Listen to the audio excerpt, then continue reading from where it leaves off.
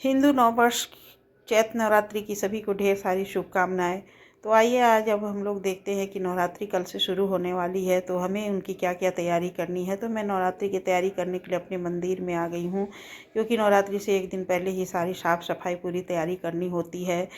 तो इस तरह से मैं शाम को अपने घर में साफ़ कपड़ा पहन के और मंदिर की साफ़ सफाई करने आ गई। सबसे पहले मैं अपने ड्रावर की सफाई कर ले रही हूँ, क्योंकि ड्रावर में छोटे छोटे डब्बे में सारी सामान होती है, तो वो सब इधर उधर हो जाता है। तो उसे ड्रावर को पोंछ करके मैं इस तरह से सारे डब्बे को सरिया करके रख दी। और उसके बाद से मंदिर की सफाई करना है हमें।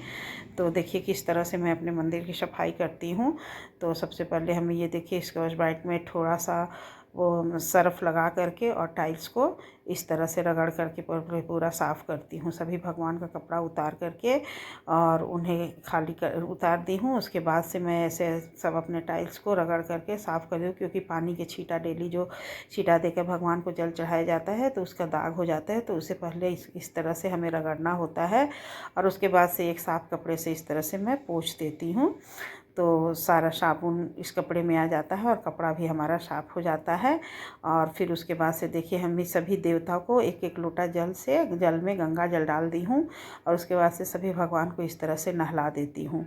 तो सभी को एक एक लोटा से देखिए इस तरह से नहला देती हूँ। नहला कर मैं शाम में ही कर ले रही हूँ, क्योंकि सुबह में करने से बहुत ही टाइम हो जाता है। तो सुबह में ये सारा काम एक साथ नहीं होने पाता है, क्योंकि इसे हमें मंदिर साफ़ करने में ही 2 घंटे का टाइम चाहिए। इस तरह से सभी देवता को पहले साफ़ करने के बाद नहलाना पड़ता है, और नहलाने के बाद हमें पानी को अच्छे से काँच के निकालना है। और देखिए पूजा की सारी सामग्री रेडी करके रख दी हूँ।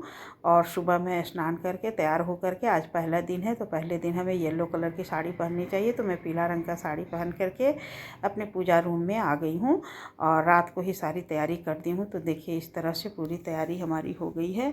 और उसके बाद हमें पूजा करना है। तो देखिए कैसे हमें कलश रखना है। तो कलश मेरा बेटा रखता है, सारी तैयारी मैं करती हूँ, मैं बैठती हूँ और उसे बताती हूँ, फिर वो कलश की स्थापना करता है। और उसके बाद से हम लोग सब लोग घर के पूजा करते हैं। पूजा करने के बाद सभी लोग आरती करते हैं। तो देखिए इस तरह से हमें किस तरह से पूजा करना है। आरती करने के बाद से हम हवन भी डेली करते हैं। डेली गुड़ घी और थोड़ा सा दशांग का भोजन हवन कर लेती हूँ।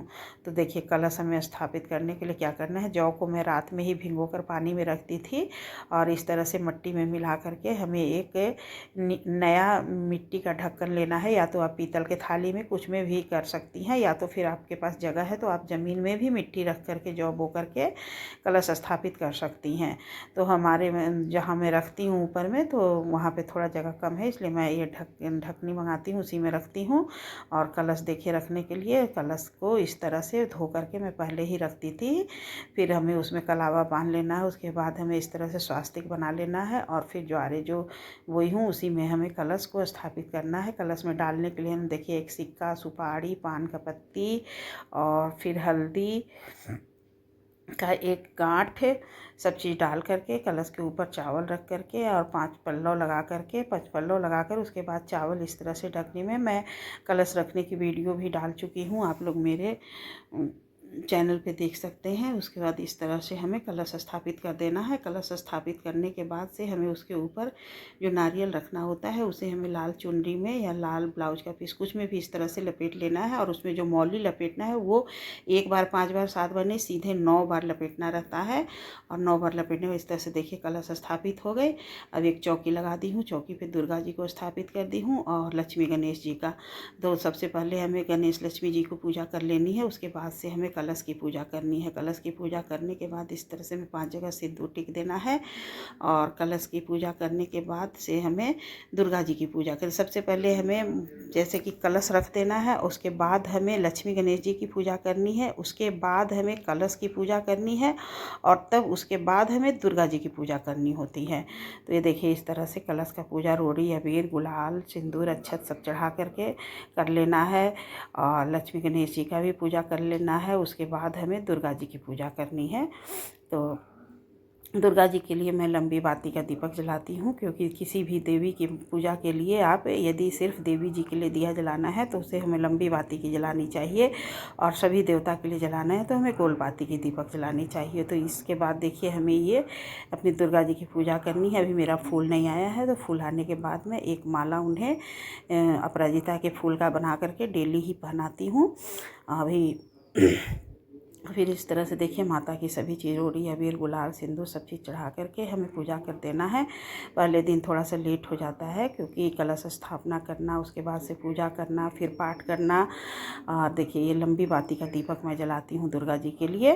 एक दीपक गणेश जी के लिए जल गया है और एक दीपक आपका कलश के लिए। पहले दिन हमें 3 दीपक जलाना है, बाकी दिन आप एक दीपक से भी काम चला सकती हैं। और यदि आप सप्तशती का पाठ करनी है तो पूजा करने के बाद हमें सप्तशती का पाठ करना चाहिए। और यदि सप्तशती का पाठ नहीं करती हैं तो हमें दुर्गा चालीसा प्रतिदिन डेली ही पढ़ना चाहिए। तो इस तरह से देखिए फिर भोग प्रसाद में पहले दिन हमें घी का भोग लगाना है।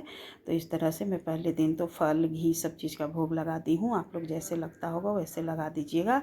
और 9 दिन में क्या भोग लगना चाहिए ये वीडियो मैं अभी कल डाल दूँगी। तो इस तरह से देखिए हमें पूजा कर लेनी है, और पूजा करने के बाद से हमें हवन कर लेना है। हवन हमें प्रतिदिन यदि बन सके तो आप सुबह शाम दोनों टाइम करिए, नहीं तो एक टाइम ज़रूर करिए। तो प्लीज़ आप लोग को अगर मेरा वीडियो ज़रा सा भी अच्छा लगा होगा तो लाइक एवं कमेंट कर दीजिएगा, और कमेंट बॉक्स में जय माता की ज़रूर से लिख दीजिएगा, और एक लाइक कर दीजिएगा एवं शेयर कर दीजिएगा, और सब्सक्राइब कर दीजिएगा मेरे चैनल को। तो सभी को नवरात्रि की ढेर सारी शुभकामनाएं। हैप्पी नवरात्रि एवं नव वर्ष की ढेर सारी शुभकामनाएं।